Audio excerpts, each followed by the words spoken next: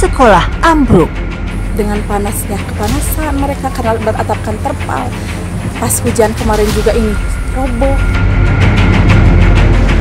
Jalanan tanah bebatuan. Harus ekstra hati-hati ketika mengemudi. Jembatan reot. Akses satu-satunya bagi warga untuk melintasi menjual hasil buminya ke Kabupaten Garut. Inilah kondisi nyata Desa Gelarwangi di Bumi, Jawa Barat yang masih jauh dari sejahtera. Dalam keterpurukan ini, masyarakat tak menyerah. Mari kita saksikan di Indonesiaku.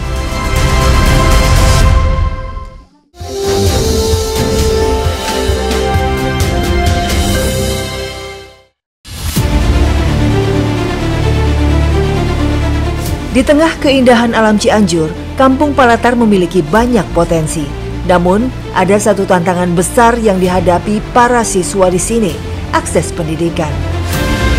Ya, ibu-ibu di sini sebelum mereka berangkat ke kebun, biasanya mengantar dulu anak-anaknya untuk sampai ke jembatan.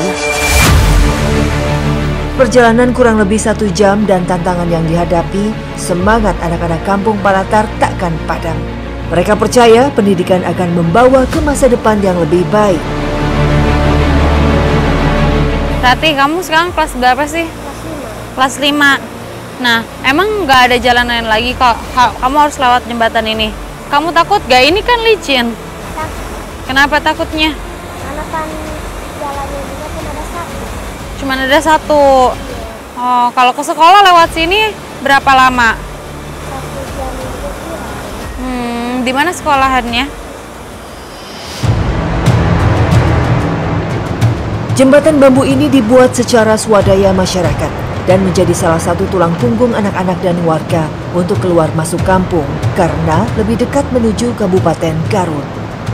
Memiliki panjang kurang lebih 40 meter dengan ketinggian 5 meter dari dasar sungai. Ya, inilah potret nyata anak sekolah di pelosok desa.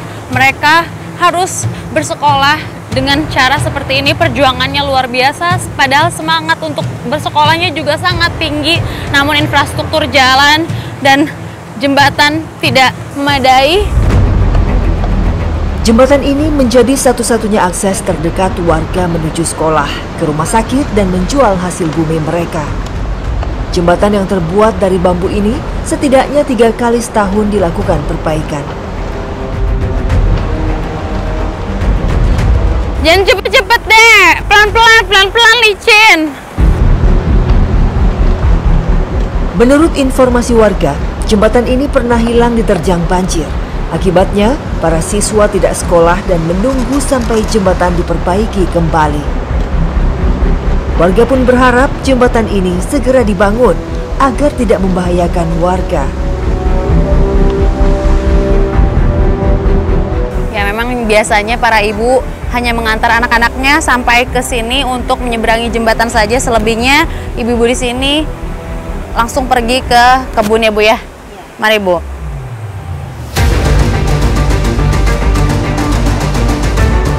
Tak hanya jembatan, akses jalan yang sempit dengan naik dan turun pegunungan yang berjarak sekitar 2 km membuat para siswa harus menempuh waktu kurang lebih 1 jam agar sampai di SD Negeri 2 Mekar Mukti.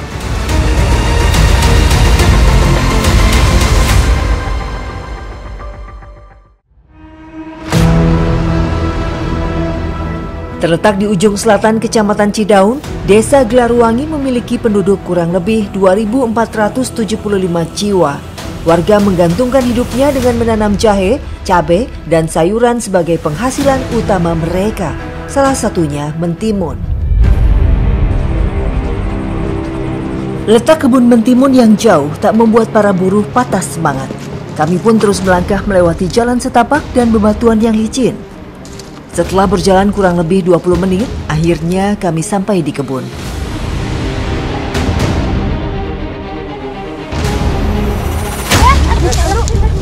Ya ampun. Aduh.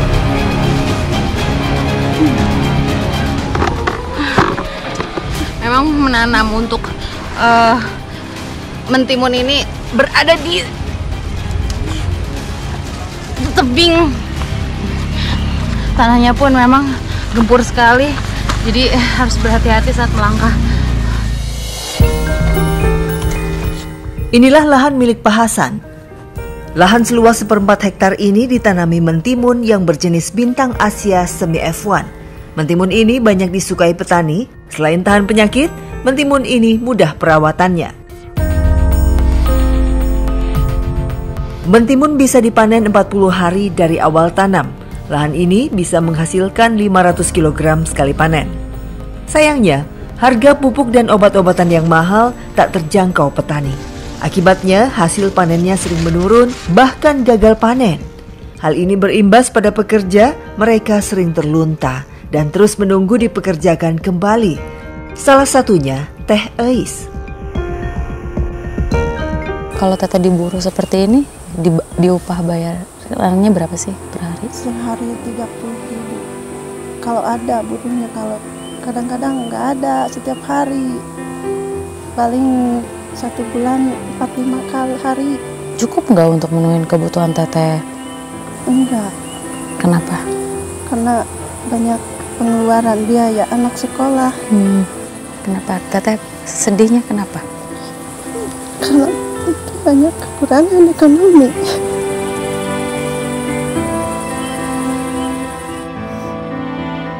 Apa sih yang dipengen sama anak yang belum terpenuhin sama Teteh? Iya, Cita-citanya? tadinya kan udah ngejalan sekolah, tapi anaknya mau gimana lagi sekuat tenaga saya.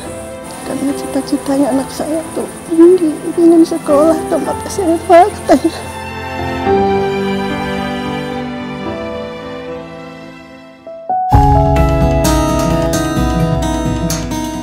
Hanya mengandalkan pendapatan saat panen tiba membuat pendapatan Eis juga tak menentu.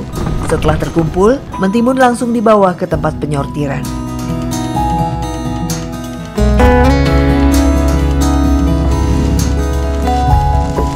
Sebelum dijual, mentimun harus menjalani sortir agar terjaga kualitasnya.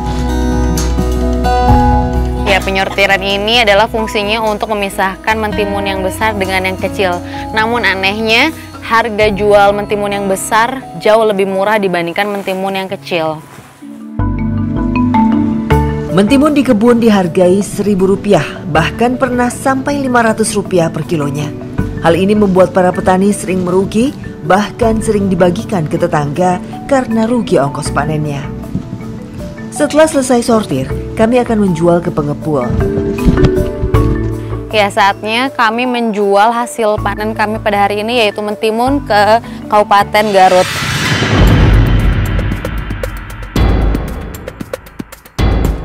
Ongkos transportasi yang mahal membuat para petani sering merugi. Biasanya ongkos ojek dipatok Rp800 hingga Rp1.000 per kilonya. Hal ini membuat petani terpaksa harus jalan kaki untuk menjual sendiri. Lagi-lagi kami harus melewati jembatan bambu Cikahuripan karena jembatan ini merupakan akses terdekat menuju pengepul yang berada di Kabupaten Garut. Jika melewati jalan lain akan memakan jarak tempuh 10 km. Namun melewati jembatan ini hanya sekitar 2 km. Jembatan ini memiliki panjang kurang lebih 40 meter dengan tinggi 5 meter. Saat hujan tiba, kedalaman air bisa mencapai 3 meter. Ya, jembatan ini hanya akses satu-satunya bagi warga untuk melintasi dan menjual hasil buminya ke Kabupaten Garut. Mereka terpaksa menggunakan jembatan yang ala kadarnya seperti ini, hanya terbuat dari bambu dan ini pun licin sekali kondisinya. Kalaupun kami terjatuh, dan saya sedih melihat akangnya ini bawa beban berat banget, setiap hari harus sampai ke pasar dengan kondisi seperti ini. Dan jembatan ini menjadi penghubung Kabupaten Cianjur dengan Kabupaten Garut. Warga sering mengajukan pembuatan jembatan permanen, namun hingga saat ini belum ada realitanya.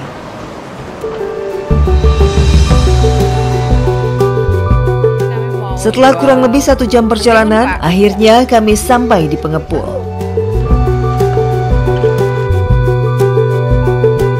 Berapa kilo Pak semuanya? 16 kilo.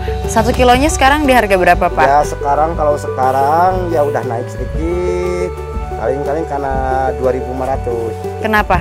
Ya kalau kan di atasnya jualan saya 3.000. Jadi transportnya 500. Permintaan pasar yang lesu juga membuat harga mentimun anjlok. Dari normalnya 5.000 per kilo, kini hanya Rp2.500 saja. Imbasnya, upah pekerja pun terlambat dibayarkan.